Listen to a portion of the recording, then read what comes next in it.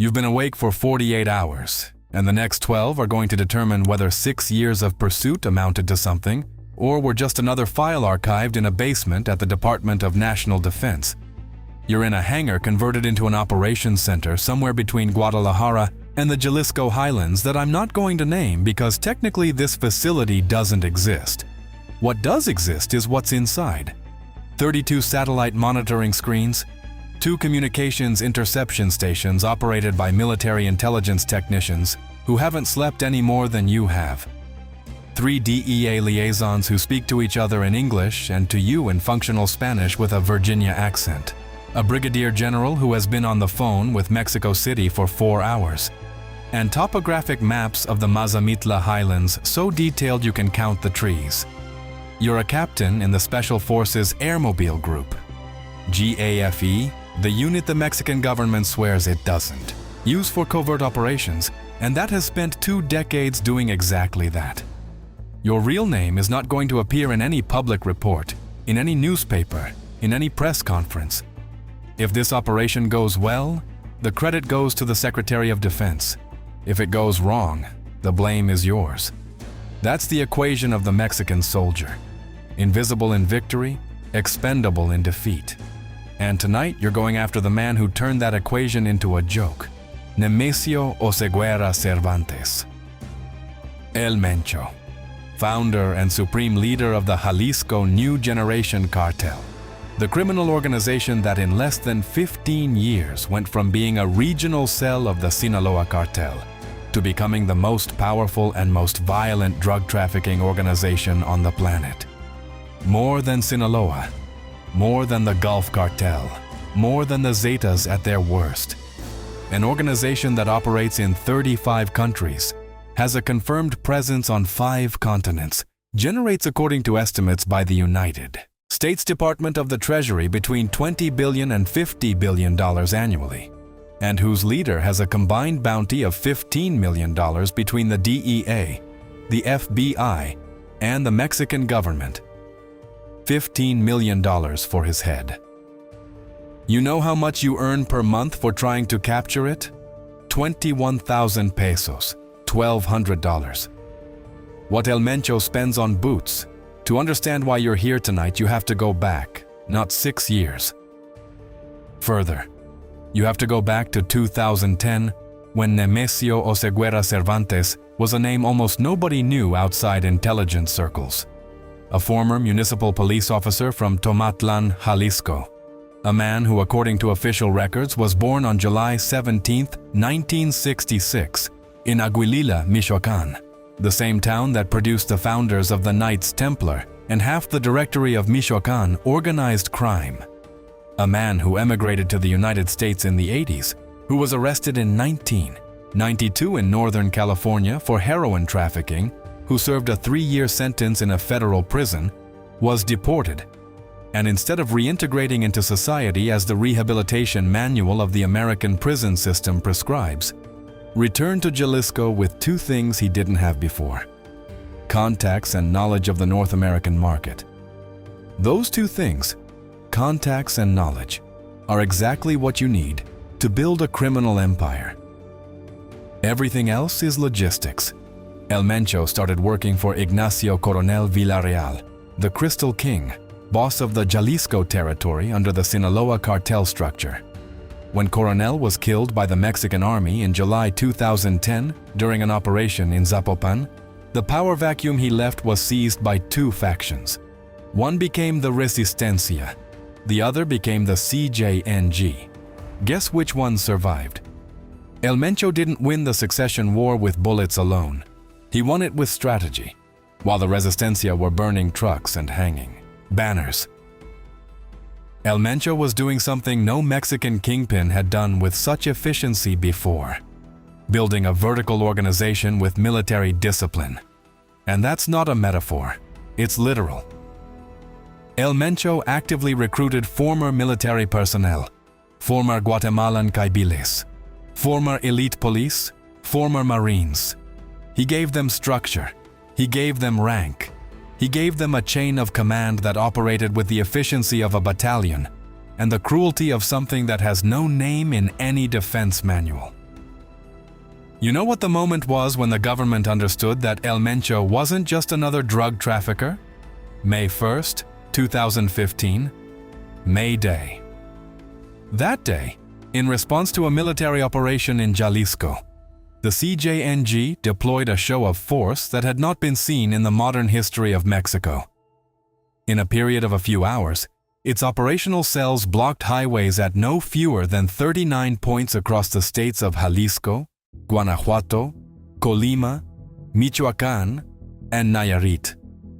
They set gas stations on fire. They burned trucks and buses at the access roads to Guadalajara. They attacked banks. And in Puerto Vallarta, a CJNG commando shot down a Cougar helicopter belonging to the Mexican Army with an RPG-7 rocket launcher. They shot down a military helicopter with a rocket launcher on Mexican soil. 6 soldiers died, 1 survived. The message was clear. We're not a cartel. We're a parallel army. And if the government pushes us, we push back with equal force. That day changed everything. That day, the Mexican government understood it had lost the monopoly on violence in Jalisco. That day, the DEA reclassified the CJNG from high-impact criminal organization to priority threat to United States national security. And that day, your mission began. Because someone at the Department of Defense decided that if El Mencho could shoot down helicopters, they needed someone who could go into his territory and pull him out. That someone was you. Although that day you didn't know it yet. That day, you were a 30-year-old lieutenant recently promoted to captain, watching the May 1st news on the television at a military base in Temamatla, wondering what kind of criminal organization can coordinate 39 simultaneous blockades across 5 states.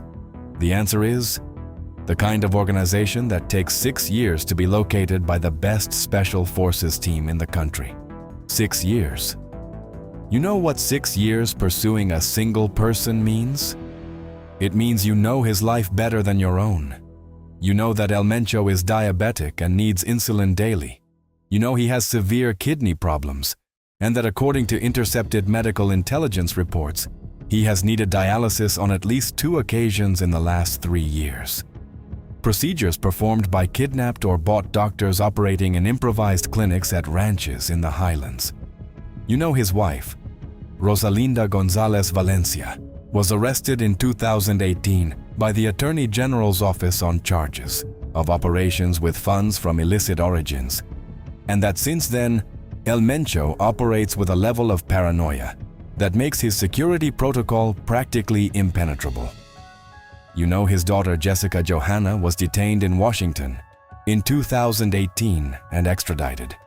You know his son Ruben, El Menchito, was detained and then released during an operation in 2014 that became a military disaster when the CJNG threatened to carry out massive reprisals if they didn't let him go. They let him go. Think about that. The Mexican army detained the son of the country's most wanted kingpin and released him because the cartel threatened to burn Jalisco. El Menchito was recaptured in 2022. But the damage to the state's credibility was irreparable. You know all of this. You've read it hundreds of times. You've analyzed it. You've discussed it in intelligence meetings with 3 different agencies. And you know something else that isn't in any official report. That every failed operation against El Mencho was leaked from the inside. Every single one. The 2015 operation was leaked. The 2017 operation was leaked.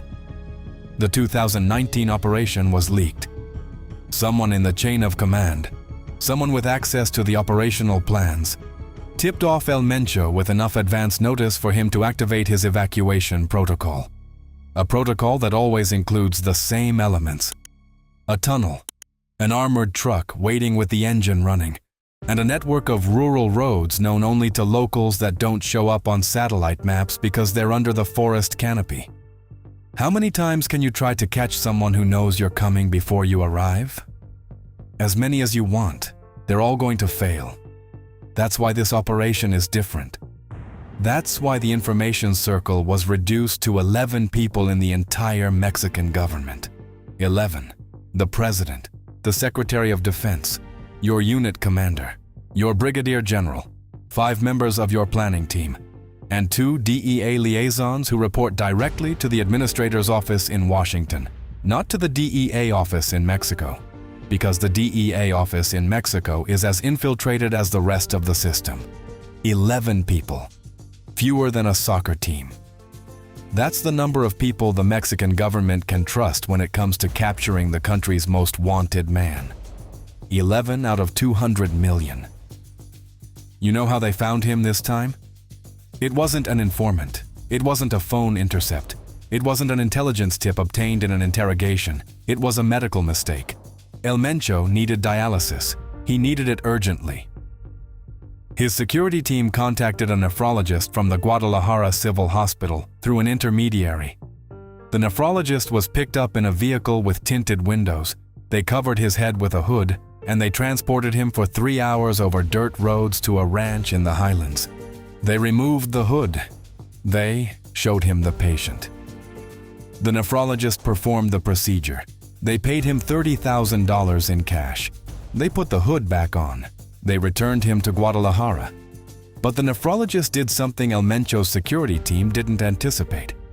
When they briefly removed the hood so he could work, he looked through the window, and he saw a hill with a telecommunications antenna that had a specific configuration.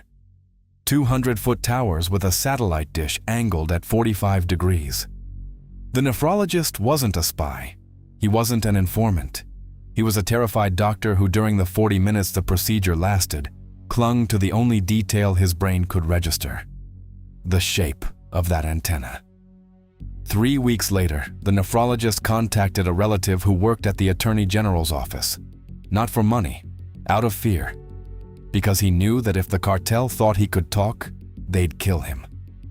And if he didn't talk and the cartel used him again, he'd end up being a permanent accomplice. The relative contacted the DEA. The DEA contacted your unit's geospatial intelligence team, and the geospatial intelligence team took exactly 19 days to review every satellite image of every hill within a 110-mile radius of Guadalajara until they found a telecommunications antenna with 200-foot towers and a satellite dish angled at 45 degrees. Mazamitla Highlands, 4,000 feet of altitude.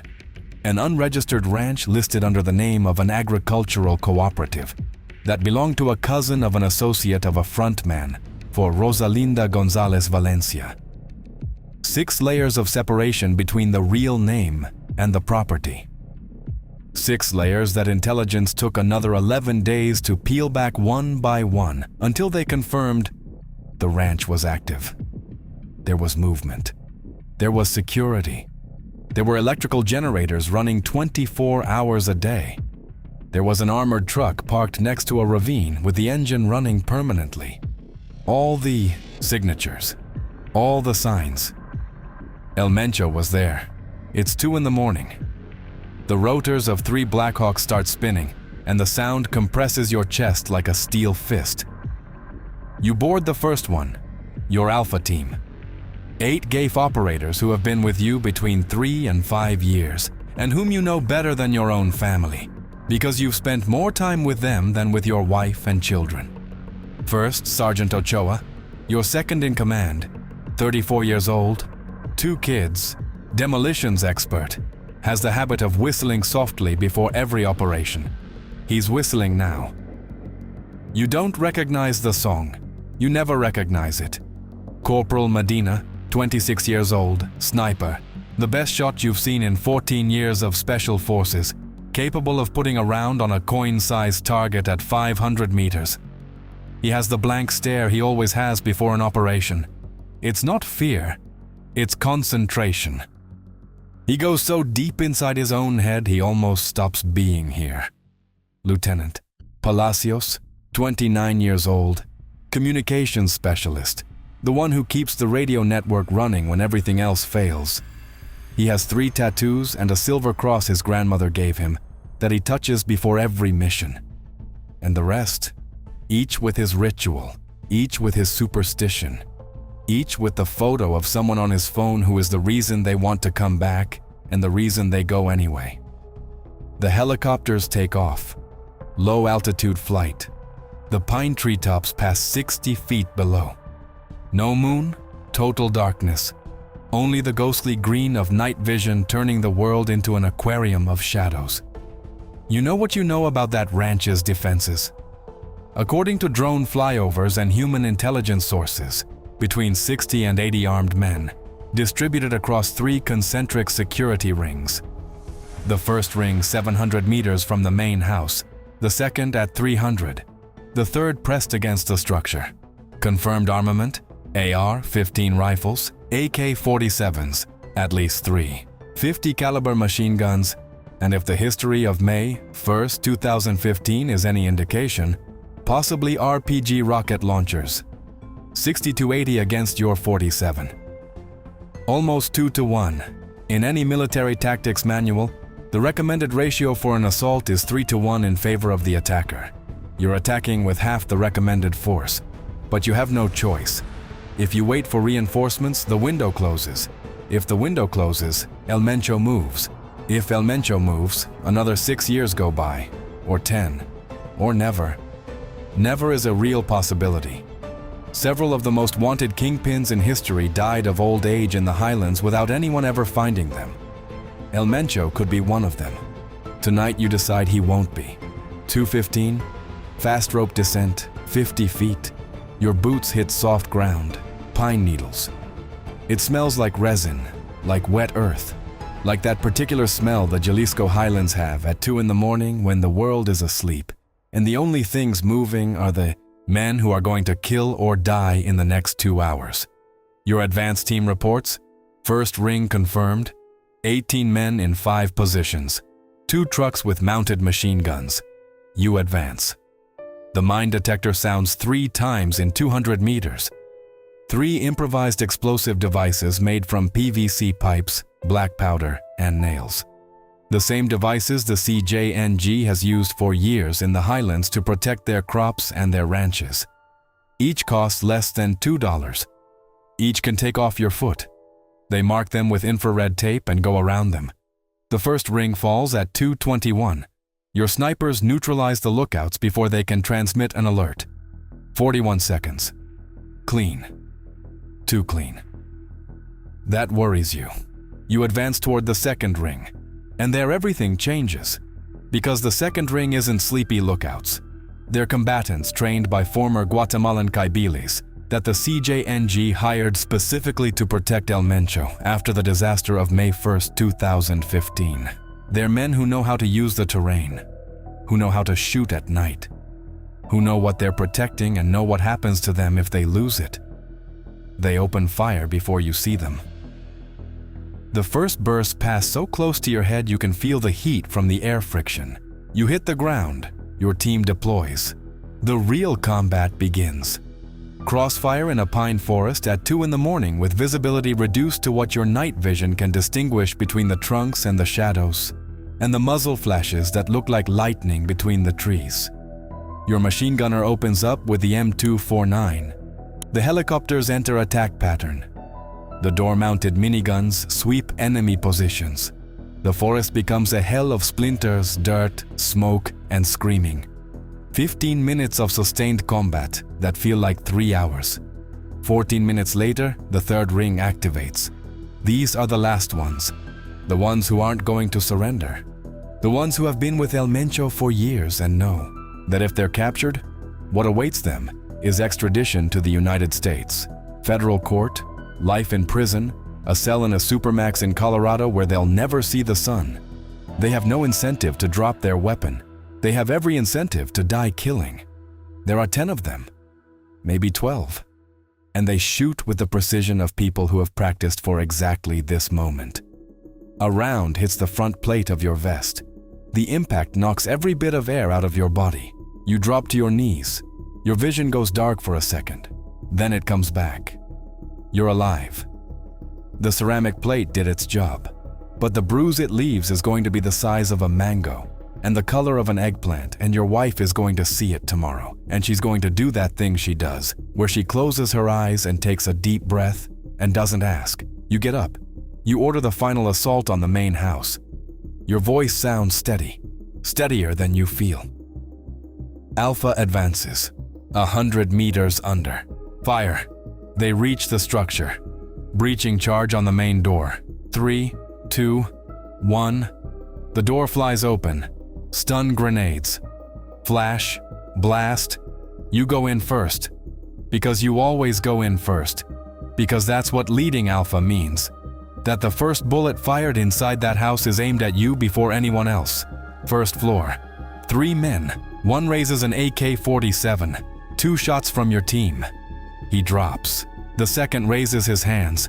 The third runs toward the kitchen. Your point operator intercepts him. Clear. Second floor. Stone staircase. A man comes down firing a pistol. Ochoa neutralizes him with 3 rounds to the torso. You go up. Narrow hallway. 2 doors. First one, a room with communications equipment, radios, monitors, a surveillance system that had been transmitting real-time images from 24 cameras distributed across the property.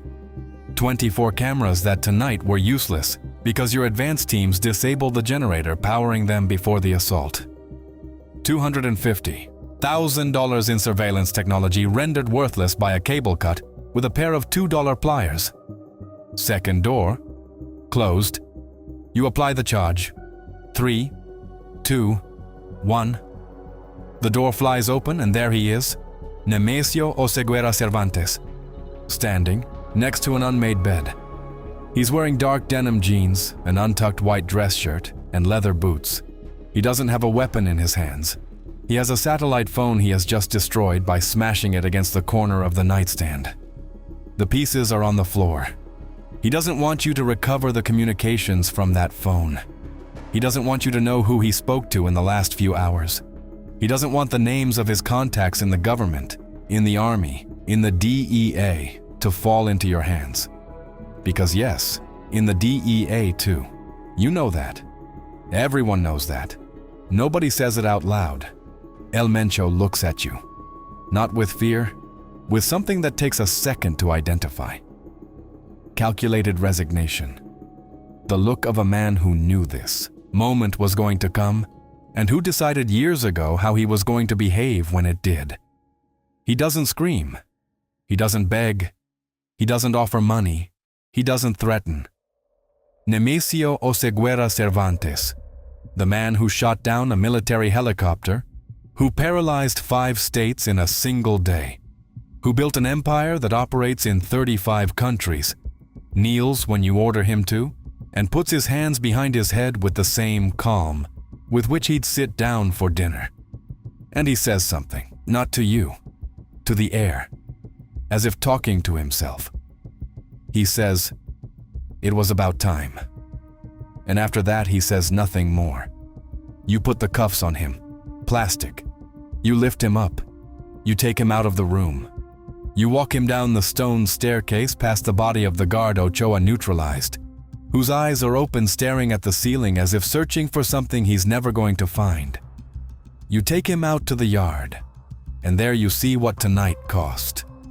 Sergeant Torres is sitting against a wall with a tourniquet on his right thigh, and the look of someone who just discovered that war isn't what they show in the movies. Corporal Medina, your perfect sniper, has a shrapnel wound on his left forearm and is bandaging it himself with one hand while holding his rifle with the other because at no point did he let it go. 3 operators from Charlie team are being evacuated on stretchers. One of them isn't moving. You don't want to look. You look. It's Sergeant Reyes, 31 years old, 2 daughters. His wife works at a stationery shop in Cuernavaca, and every Friday she sends him photos of the girls in their school uniforms. Reyes isn't going to see those photos. Reyes isn't going to see anything. And you're going to have to write the letter. You always write the letter. Because that's what captains do. They capture the most wanted kingpin in the country. And then they sit at a desk and write to a sergeant's wife that her husband died in the line of duty, as if those 5 words explain anything. As if those 5 words compensate for anything. As if those 5 words aren't the emptiest and most cowardly phrase in the military vocabulary. They load El Mencho onto the helicopter. They secure him between 2 operators. They take off. You look out the window. The ranch is burning. Not because you ordered it, but because the combat detonated the kitchen gas tank and the fire spread to the main structure. From the air, it looks like a bonfire in the middle of a black ocean of pines. A bonfire that cost 6 years, 4 failed operations, the life of Sergeant Reyes, Sergeant Torres's leg, 19 compromised informants, $12 million in operational resources, and a nephrologist who looked through a window and saw an antenna. El Mencho sits with the hood on and his breathing controlled. He doesn't tremble. He doesn't sweat. He has the calm of a man who knows his lawyer is already making calls, that his network of contacts in the judiciary is already activating protocols, that his organization isn't going to stop functioning because he's handcuffed in a helicopter. Because he's right. The CJNG is not El Mencho. El Mencho is a component. An important component, yes, but replaceable. Everything is replaceable in an organization that generates more revenue than the gross domestic product of 60 countries. Tomorrow or the day after or next week, someone is going to sit in the chair El Mencho left empty and give the same orders and collect from the same territories and buy the same police officers and threaten the same judges. And in 6 years or 10 years or 15, another GAFE captain is going to be sitting in another hangar looking at another map of another highland range chasing another name he doesn't know yet. They land. They take El Mencho out. They put him in an armored vehicle with opaque windows surrounded by a convoy of 6 military trucks and 2 federal patrol cars. They take him away. You don't know exactly where because that's no longer your jurisdiction. Your jurisdiction ended when you put the cuffs on him. What follows is politics. It's diplomacy. It's an extradition file that's going to travel across desks for months or years while lawyers billing $5,000 an hour file. Injunctions and appeals and motions in a judicial system that was designed to protect rights and in practice protects whoever can afford the most lawyers. And El Mencho can afford a lot of lawyers. You sit on a bench outside the hangar. Dawn is breaking. The Jalisco highlands are turning orange, and the smoke from the ranch is still rising on the horizon like a column of ash that doesn't want to disappear. You take off your helmet. You take off your vest. You see the dent from the bullet in the front plate. 1 centimeter to the left, and the round would have passed between the plates, and you'd be in a black bag next to Sergeant Reyes. 1 centimeter. That's what separates your children from growing up without a father. 1 centimeter of ceramic manufactured in Israel by a technician who earns 3 times what you earn. You pull your personal phone from the sealed bag. 4 missed calls from your wife. A WhatsApp voice message from your 5-year-old daughter. You open it. "Daddy, are you coming home? I drew a horse at school today." A horse. Your daughter drew a horse while you were taking a bullet to the chest and Sergeant Reyes was dying, and 37 people were ceasing to exist on a hill in the Mazamitla Highlands. Tomorrow, the Secretary of Defense is going to hold a press conference. He's going to say, "Historic blow against organized crime." The newspapers are going to publish the photo of El Mencho in handcuffs. Analysts are going to debate on television whether this weakens the CJNG's structure. Your name isn't going to appear anywhere.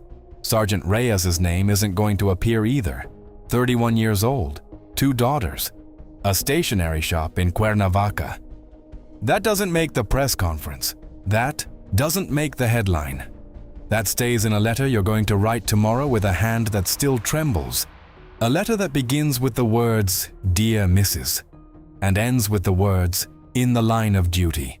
And that explains nothing, because none of this can be explained with words. Your phone buzzes. It's your wife. "Are you okay?" You type, "Yes." You put the phone away. You look at the highlands. The sun is up. It's a new day. It's exactly the same as the one before.